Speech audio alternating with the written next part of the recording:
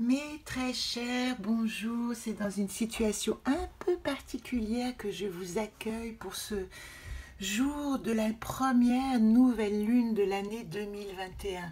Ah, autant vous dire que j'avais vraiment envie de vous faire un petit coucou, même si mon dernier rendez-vous n'était pas loin. Je suis actuellement dans le sud de la France chez ma maman, avec mes filles, ma nièce, la famille, ça fait du bien. Et je voudrais simplement vous inviter, si vous avez le jeu Solune, à aller explorer la première dimension, c'est-à-dire la dimension de notre gardienne, de nos cycles et rythmes. La voici, je vous en ai parlé l'autre jour, je vous renvoie à la vidéo précédente où je vous ai lu le texte d'introduction. Qu'est-ce qu'elle dit, cette gardienne? Elle dit que dans notre premier mois, avec Lumile et Néris, ici, lune de janvier, je vais pouvoir comprendre comment exercer mes cycles et rythmes en rentrant en relation avec le monde qui m'entoure et qui m'accueille. C'est vraiment l'entrée, l'introduction dans le monde de la matière, de notre spiritualité. Et nous sommes pour cela dans la dimension de l'Est, dans la dimension de l'illumination, d'aller explorer dans cette nouvelle roue et dans cette nouvelle année, qu'est-ce que je peux faire. Alors, j'ai sorti les deux premières cartes, le tirage est déjà fait, ce sera assez rapide comme rencontre, mais je voulais simplement vous dire que nous en sommes, pour celles qui ont le jeu Anacarte, à moi dans le monde, moi l'humile dans le monde Néris. Quelle est la tribu qui m'accueille et me permet d'entrer en relation, d'entrer en cycle et d'entrer en rythme avec ce monde qui m'accueille? Autant imaginer que cette première lune du 13 janvier, elle est comme un réel reset total. Vous avez d'ailleurs aujourd'hui votre premier mot qui va couvrir toute votre année, votre mot qui va couvrir votre sens, votre sankalpa, comme on dit dans le yoga, qui va couvrir tout le sens de cette année. C'est ce qui est activé aujourd'hui avec cette nouvelle lune.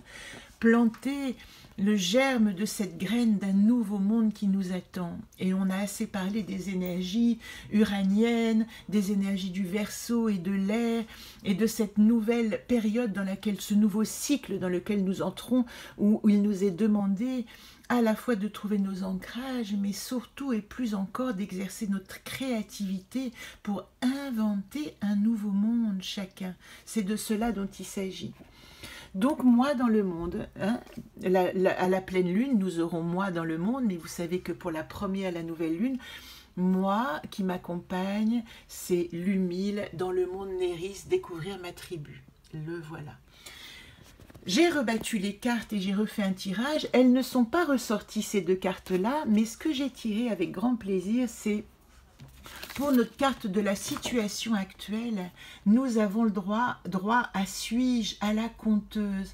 Donc ici, dans la situation actuelle, le jeu Solune nous dit, vous allez réinventer votre identité.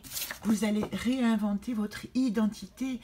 C'est la question existentielle, suis-je? Et cette gardienne qui nous accompagne, c'est la gardienne du Heyoka, des rires et des histoires.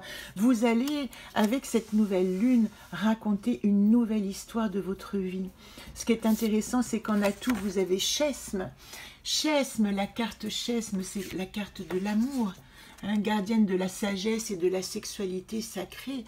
Elle dit qu'en atout, ce qui est intéressant, c'est de réinventer aussi votre proximité, votre amour, votre relation à l'autre, de comprendre que toutes les relations qui vous unissent aux autres ne sont que des miroirs de votre propre amour pour vous-même. Et voilà, en atout, d'exercer l'amour de soi dans cette nouvelle histoire que nous nous racontons. La troisième carte en problématique, il s'agit d'Isolde. Qu'est-ce qu'elle dit, Isolde? Isolde, c'est la créativité et l'imagination. Et elle dit, et vous le savez, attention dans les tentations iraniennes, à ne pas se laisser aller au délire, à ne pas, sous prétexte de recommencer un nouveau cycle, aller explorer dans tous les sens sans avoir une certaine conscience de qui vous êtes et de où vous vous trouvez. Le point clé, ce serait vraiment, quand on part dans une nouvelle histoire, de savoir de quel endroit de soi-même on part, de quel état, de quelle réalisation. Ainsi, on sait quel chemin on emprunte, alors que si on emprunte un chemin sans savoir de quoi on est fait, on ne peut pas simplement exercer notre courage, notre rectitude, nos qualités dans ce chemin. Donc, ce qu'elle nous dit ici, encore une fois, c'est découvrir qui l'on est, c'est ce qui compte dans l'amour. Attention à ne pas divaguer, extrapoler, aller au-delà, aller dans la chimère, parce qu'il y a une réalité dans ce monde à vivre et à incarner. Et pour cela, ce qui nous est demandé par-dessus tout, c'est la confiance en l'accompagnement de l'invisible, comprendre que nous sommes dans un chemin qui nous chemine. Un chemin qui nous chemine, c'est un chemin qui nous accompagne. Et dans ce type de parcours, ce qui nous accompagne, c'est tout ce qui nous fait du bien. C'est tout ce qui peut nous aider à aller dans notre réalisation.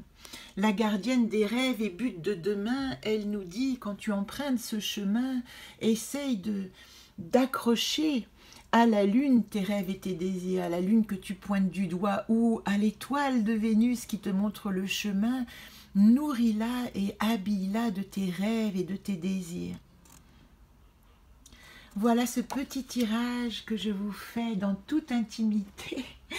Voilà, je ne sais pas si vous pouvez me voir, mais je vous embrasse et je vous souhaite une très très belle année, un beau début d'année, parce qu'en fin de compte, c'est aujourd'hui que tout commence pour 2021, pour nous. Cette journée, elle est à l'image certainement de l'année que vous allez vous inviter à vivre. 6 minutes 40, j'ai jamais fait si court. J'en prends de la graine. Je vous embrasse tendrement, à très vite.